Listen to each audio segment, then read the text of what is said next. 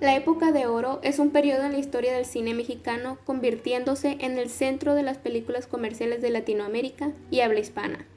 Abarca desde 1930 a 1969. Para el año 1896, México era gobernado por el presidente Porfirio Díaz, quien, aunque ya era catalogado como un dictador, fue quien contactó a los Lumière para que le presentaran su gran invento, el cinematógrafo. Luego, los franceses Gabriel Beyre y Claude Bernard fueron encargados de llevar el cinematógrafo a México, convirtiéndose en el primer país latinoamericano en conocer el cine. Díaz utilizó así, como muchos otros gobernantes, el cine como medio para transmitir su propaganda ideológica y política. Años después, Estados Unidos y a su vez Europa participaron activamente en la Segunda Guerra Mundial desde 1939, por lo que hubo una decaída en la producción cinematográfica americana y europea. México aprovechó este contexto de crisis económica y social mundial para surgir en este mundo audiovisual, y desde ese momento inicia su auge con la época de oro del cine mexicano. Este ambiente cultural favoreció el surgimiento de una nueva generación de directores y de actores considerados hasta la fecha íconos en México y en los países hispanohablantes. La historia del cine comienza con la llegada de los hermanos Lumière a México. El cine llegó a México casi un año después de su aparición en París. Los hermanos Auguste y Louis-Jean Lumière habían patentado el cinematógrafo el 13 de febrero de 1895. Ese mismo año rodaron sus primeras películas como Salida de los obreros de la fábrica Lumière a Lyon-Montpellier, Llegada de un tren a la estación de la Ciotat y El regador regado, que más que películas eran fragmentos en movimiento que actuaban de testigo de la vida cotidiana y que le dieron formalmente inicio a la historia del cine a modo de documental. Los hermanos Lumière pensaban que el cine era una invención sin ningún futuro, pero aprovecharon todo lo que pudieron, su nuevo invento para montar un negocio donde se pudiera lucrar. Por esta razón, enviaban un cinematógrafo y un operador a donde fuera requerido. Es así que la historia del cine comienza en México con una petición del entonces presidente de la República, don Porfirio Díaz, a los hermanos Lumière, de poder apreciar este maravilloso invento. Comenzó con la película Vámonos, interpretada por el actor Pancho Villa y dirigida por Fernando de Fuentes, considerado un parteaguas que aseguró el éxito taquillero del cine mexicano. La calidad y el éxito de las películas mexicanas continuaron después de la Segunda Guerra Mundial, cuando el cine mexicano se convirtió en el centro de películas de Latinoamérica y de habla hispana. A lo largo de la década de los años 40, el cine mexicano vivió un esplendor. Ganaba gran relevancia en el ámbito internacional. Durante los años de la Segunda Guerra Mundial, la industria cinematográfica mexicana, apoyada por Estados Unidos, prosperó en forma notable. De 1941 a 1945, el cine mexicano conoció la que después fue llamada Época de Oro. En 1941 surgieron varias compañías productoras como Filmex, Films Mundiales, Posa Films, Rodríguez Hermanos y la Asociación de Bustillo, Oro y Grobas. Este ambiente cultural favoreció el surgimiento de una nueva generación de directores, entre los que más destacaron Emilio el Indio Fernández y Fernando de Fuentes.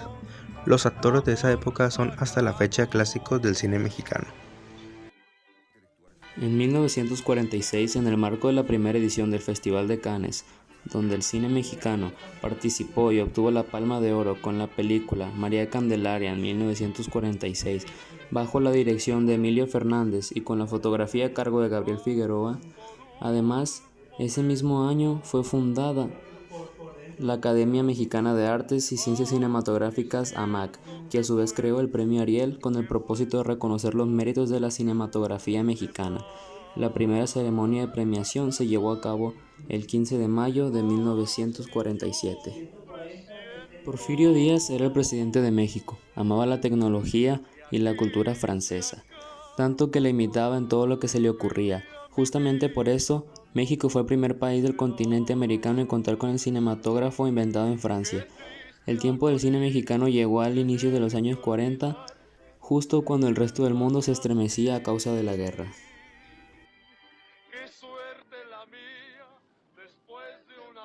Durante los mandatos del general Manuel Ávila Camacho, 1940-1946, y de Miguel Alemán Valdés del 46 al 52, El séptimo arte adquirió peculiar relevancia, dado que el ingreso de las producciones nacionales al mercado internacional impactaron notablemente a la economía mexicana, al grado de convertirse en una de las principales industrias del país.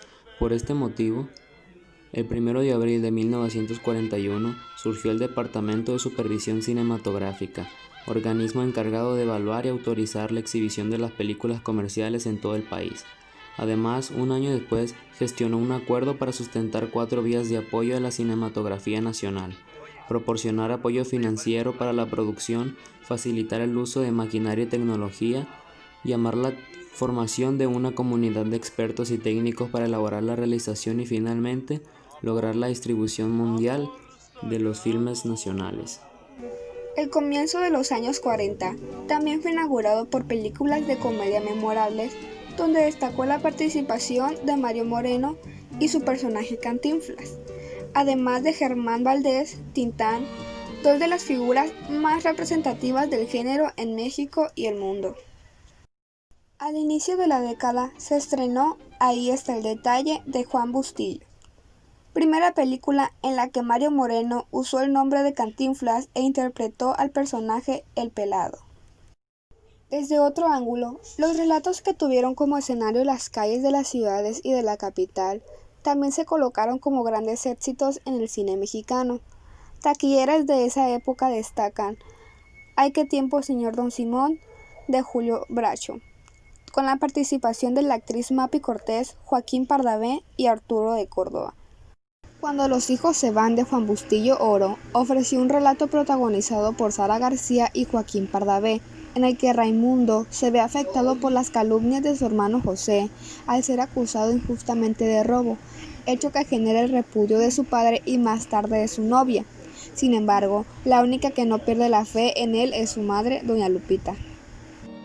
La aproximación a escenarios que mostraron las carencias de la sociedad mexicana a través de melodramas urbanos también tuvieron gran presencia. Así, de esta amplia variedad de contenidos y líneas temáticas emergieron aquellas figuras emblemáticas que constituyeron el Star System mexicano, de que destacaron nombres como el de Pedro Infante, María Félix, Jorge Negrete, Cantinflas, Dolores del Río, Luis Aguilar, Sara García, Pedro Almendrariz, además de una nueva generación de realizadores encabezada por Emilio Fernández, Julio Bracho, Roberto Gabaldón, Ismael Rodríguez, entre otros.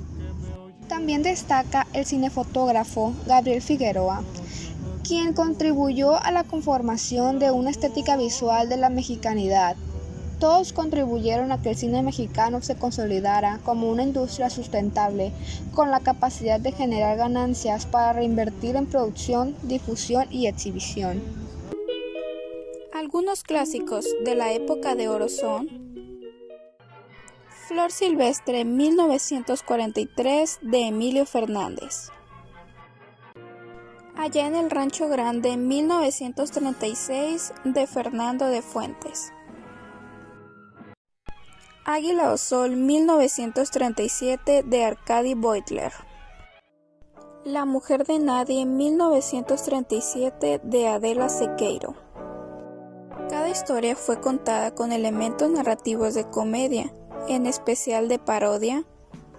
Incluso podían representarse como caricaturas.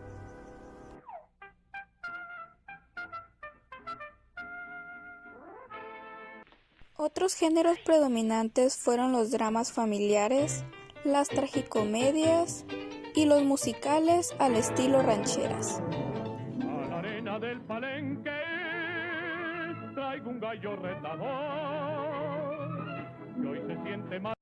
También surgen los arquetipos y clichés del pobre honrado, el rico, y temas como el amor y romance entre un rico y un pobre, los triángulos amorosos y drama.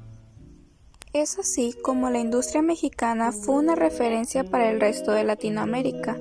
Era la encargada de modelar las expectativas, temas y gustos de las audiencias hispanas. Con respecto a la producción, los estudios Azteca nacieron en 1937. Luego fueron adquiridos por los estudios Churubusco en 1950.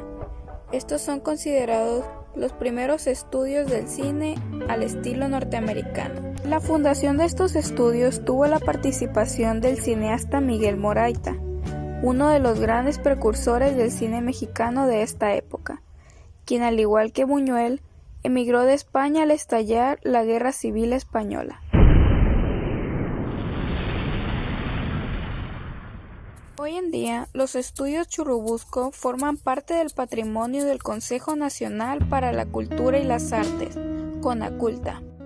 También, otras productoras importantes para la época fueron Grobas Film, dirigida por Fernando de Fuentes, Tepeyac y Casa Film. Las tensiones bélicas de la Segunda Guerra Mundial limitaban la producción fílmica de las industrias europeas y norteamericanas, de manera que los pocos estrenos de filmes foráneos contrastaron con el florecimiento de nuevos títulos mexicanos. En este contexto, el cine nacional alcanzó horizontes nunca antes accedidos. En 1942, el cine mexicano se hallaba en plena expansión. El fenómeno del año fue la aparición de María Félix, quien filmó El Peñón de las Ánimas al lado de Jorge Negrete. El charro cantor era el amo y el señor del cine, y el más popular, por su relación con Gloria Marín, y era famoso por mandón y arrogante. María Félix se consolidó con el estreno de Doña Bárbara, versión cinematográfica de la novela de Rómulo Gallegos. Hacer una película para ese tiempo costaba 350,000 pesos. El cine mexicano era un excelente negocio y los estudios cinematográficos no paraban de producir películas con los actores de moda. Entre ellos, Arturo de Córdoba, Pedro Armendáriz, Emilio Tuero, los hermanos Fernando, Andrés, Julián y Domingo Soler, Joaquín Pardavé, Cantinflas, Isabel Corona, María Elena Márquez, Dolores del Río, Andrea Palma y Sara García. En 1950, la era de oro del cine mexicano empezaba a declinar, pero Luis Buñuel, en cambio, en México encontró ventas decisivas. Su obra maestra, Los Olvidados, impactó en el Festival de Cannes, después de que en México hubo quejas de mucha gente que consideró denigrante la película. En la primera mitad de la década de los 50 se acentuó una crisis en la producción nacional que se desarrolló a raíz del fin de la guerra y la reincorporación de los filmes europeos y norteamericanos al mercado. La competencia, cada vez más ardua, presionó a la industria mexicana a replantear su dinámica de operaciones, optando por una estrategia de producción más rápida y barata, pero que afectó directamente a la calidad lograda en los años anteriores. Con esto, se perdió aquella diversidad de contenidos que caracterizaron a la época de oro. Fue en 1956 cuando las antenas de televisión eran comunes en los hogares mexicanos y en todo el mundo. El cine resintió de inmediato la competencia de la televisión, y esta competencia influyó en la historia del cine, con el cual se buscaron nuevas vías tanto en su técnica. Llegó la tercera dimensión, el mejoramiento del color, y el sonido también mejoró. En 1957, con la trágica muerte de Pedro Infante, el cine mexicano culminó su mejor etapa e inició una larga crisis que perdura hasta la actualidad. El cine de oro mexicano fue quizás la mejor etapa del cine de toda la historia en México, y esto se debe a diferentes factores. Pero como todos sabemos, todo lo que comienza tiene un final, y con esta época de oro también tuvo su final. Un enviado de